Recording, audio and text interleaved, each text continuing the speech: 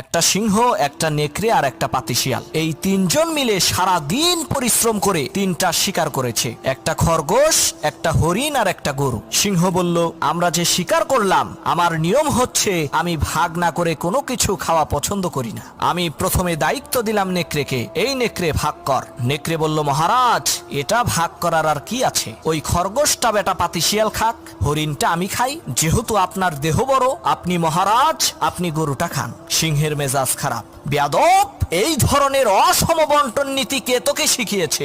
এক থাপ্পড় মেরেছে, নেকড়ের কল্লা 50 হাত দূরে যেয়ে পড়ছে। এবার সিংহ শিয়ালকে বলছে, এই শিয়াল ভাগ কর বেটা। শিয়াল কয়, মহারাজ এর মধ্যে ভাগ করার কিছু নাই, আপনি ব্রেকফাস্ট করবেন খরগোশ দিয়ে, লাঞ্চ করবেন হরিণ দিয়ে, আর ডিনার করবেন গাভী দিয়ে। মহারাজ খুব খুশি। হে রে শিয়াল রে, এত ইনসাফ ভিত্তিক বন্টন নীতি কে তোকে শেখালো রে? শিয়াল বলে, কিছুক্ষণ আগে যে কল্লা দিয়ে গেছে